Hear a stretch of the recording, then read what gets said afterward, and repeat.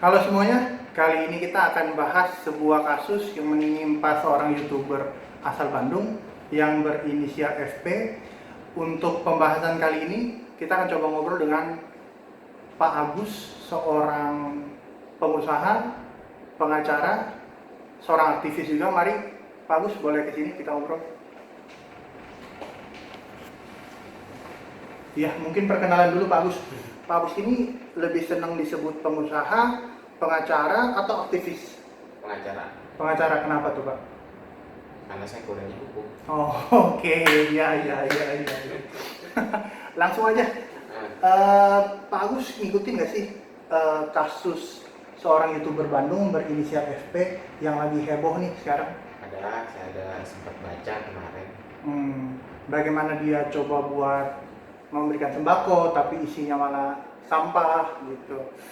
Menurut Pak Agus nih, secara hukum, berdasarkan pengalaman Pak Agus jadi pengacara kurang lebih 7 tahun ya, itu kasus ini seperti apa dibedahnya? Ya, saya bisa bilang ini hanya kenakalan saja, kenakalan remaja. Nggak bisa dibilang remaja ya, karena umurnya sudah Dewasa. Tapi ya mungkin terlalu kreatif sehingga mengabaikan nilai-nilai kemanusiaan ya. Jadi kreatifnya tanda petik Pak Agus ya? Jadi saking bisa dibilang bablas lah. Oke. Bisa dibilang bablas. Dengan perilaku atau perbuatan dia tersebut, kira-kira saya dengar lagi memang dicari sama polisi juga tuh. Nah, pasal apa sih Pak Agus yang menjerat perbuatan si FP ini Pak? Yang saya baca pihak kepolisian. Dia mengenakan pasal 45 ayat 3 Undang-Undang ITE. 45 ayat 3 Undang-Undang ITE. Tentang mengenai penghinaan. Jadi si FP ini menyebarkan, publikasikan konten yang berisi penghinaan terhadap orang lain. Betul. Ancaman hukumannya Pak kalau boleh tahu? Pasal 45 itu kalau saya nggak salah ya, itu kurang lebih 4 tahun maksimal dan denda 750 juta. Nah, kalau beberapa teman baca di undang-undangnya, di pasal tersebut ditulis tuh Pak, maksimal 4 tahun dan atau denda 750 juta. Mungkin buat teman-teman yang kurang paham, Pak Agus bisa jelaskan nggak makna dari maksimal 4 tahun dan atau kata yang dipakai di situ dan atau denda 750 juta? Apakah dia boleh pilih dipidana 4 tahun atau dia boleh pilih di denda 750 juta? Secara hukum seperti apa? Enggak seperti itu. Jadi ancaman hukumannya itu 4 tahun, maksimal 4 tahun. Berarti hakim ketika memutuskan, ya dia sudah ada rambu-rambunya. Jadi dia tidak boleh melebihi 4 tahun. Dan denda 750 juta itu bukan alternatif, bukan memilih antara 4 tahun menjalani hukuman 4 tahun atau bayar 750 juta. Atau bayar 750 juta, tetapi dia wajib membayar 750 juta jika dikenakan sanksi denda, dan kalau dia tidak mampu untuk membayar, maka hukumannya itu bisa ditambahkan. Berarti tergantung tuntutan JPU dan keputusan hakim nantinya ya? Oke, jadi buat teman-teman, ancaman pidana dan denda itu kata dan atau di situ bukan berarti kita milih, tapi itu bersifat saling melengkapi, jadi dua-duanya. Jadi si jaksa penuntut umum itu bisa nuntut cuman kurungan 4 tahun maksimal atau cuman denda 750, maksudnya bisa cuman pidana kurungan 4 tahun atau bisa dua-duanya. Oke, lanjut. Secara hukum nih Pak Agus, kira-kira kalau misalnya orang seperti FP, katakanlah banyak pihak kan merasa bahwa oh ini orang salah nih, ini orang patut diadili nih. Sebagai seorang pengacara, kalau dia datang ke Pak Agus dan meminta bantuan hukum ke Pak Agus, kira-kira bagaimana respon dari Bapak? Satu yang harus dipahamin oleh masyarakat luas bahwa pengacara itu bukan membela perbuatannya. Maksudnya gimana Pak? Yang pengacara bela adalah hak dari si tersangka, apakah memang dipenuhi atau tidak, atau terbukti atau tidak memang itu mengandung unsur pidana. Jadi belum tentu si FP ini bersalah gitu Belum Pak? tentu. Saya bisa bilang, saya udah nonton kok videonya.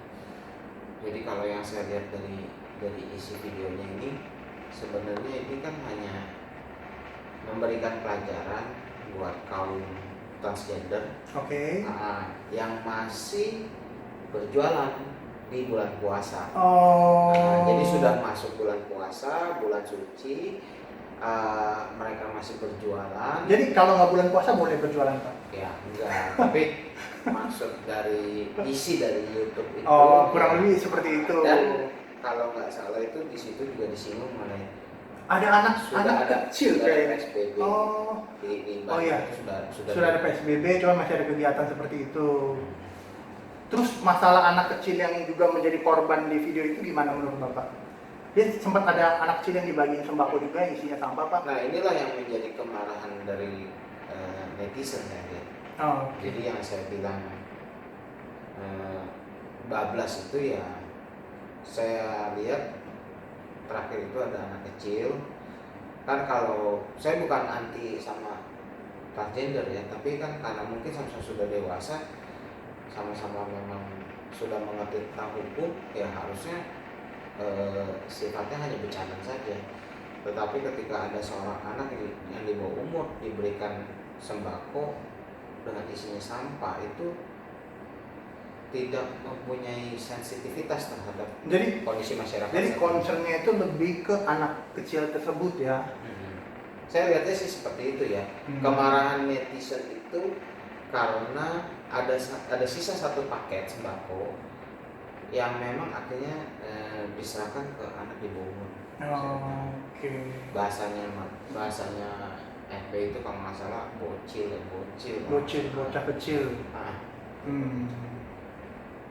Sempat ada ramai juga, Ma Eli, tahu Ma Eli? Oh, ya. YouTuber juga, konten kreator juga di Instagram. Dia sempat nantangin si si FP Duel tuh. Gimana tuh? Apakah Ma Eli bisa dijerat dengan undang-undang ITE juga karena dia telah menantang untuk hal-hal yang mungkin negatif lewat media sosialnya? Enggak lah, itu kan bentuk kebencian seperti apa? Emosional sesaat aja. Emosi sesaat. Nah, jadi jangan semuanya segala sesuatunya itu dibuat menjadi sebuah pelanggaran sehingga orang itu nggak kreatif jadinya. Mematikan kreativitas malah. Bisa jadi apa yang dilakukan oleh saudara Mael itu hanya sebuah gimmick.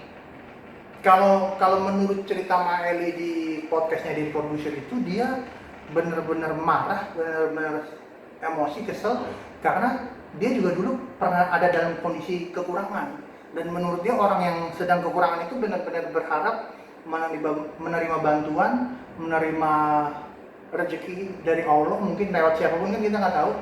Begitu diterima sembakonya malah isinya sampah, makanya itu benar-benar yang memicu kemarahan dia. Ya, itulah yang saya bilang bercandanya kebablasan. Harusnya kan FP ini bisa sedikitlah menggunakan nalarnya untuk ya bolehlah bercanda, tapi ya jangan sampai lah anak atau orang lain itu diberi sembako berupa sampah. Kan bisa dengan contoh yang lain. Misal contoh kita bilang sembakonya dikasih beras dengan Indomie, ya bisa saja cuma dikasihnya Indomie aja, berasnya nggak ada. Kan bisa ya kan, atau mungkin diganti. Itu saya ada lihat yang itu Crazy Rich Surabaya ya, di Indomie dikasih duit malah di atasnya. Keren banget saya bilang. Jadi ekspektasi masyarakat ketika menerima sembako, ekspektasinya dipatahkan tapi dikasih lebih gitu, bukannya malah ya tanda kutip menghina lewat sampah seperti itu. Kan bisa itu kreatif seperti itu kan jauh lebih bagus lah saya bilang. Nggak cuman FP sih, jauh sebelum FP pun para konten kreator di Facebook, Instagram, YouTube, Twitter itu khawatir dengan undang-undang ITE ini. Nah, sebagai pengacara yang sudah menggeluti dunia hukum sekitar 7 tahun, bagaimana Pak Agus melihat undang-undang ITE ini? Ada saran mungkin buat teman-teman konten kreator lainnya supaya ya lu nggak usah khawatir, nggak usah takut kalau ini bisa mematikan kreativitas lu. Cukup melakukan hal-hal seperti apa yang kira-kira dapat menjauhkan mereka nih biar nggak terjerat Yang oleh pertama, buku ITE. jangan menyinggung soal SARA. Oke, SARA jangan disinggung. Yang kedua, ya kita harus memperhatikan nilai-nilai kemanusiaan kita. Jangan karena terlalu kreatif sampai merugikan orang lain, menyinggung harga diri orang lain. Jadi kreativitas kita dibatasi dengan ketersinggungan atau hak orang lain. Ya sekarang boleh saja kita berkreasi, tapi di sisi lain kan juga kita hidup bermasyarakat. Nggak bisa kita serta-merta kita langsung menyinggung nilai-nilai kemanusiaan itu. Ya contohnya ya dengan memberikan sembako di sini sampah, buat saya itu keterlaluan sebenarnya, seperti itu.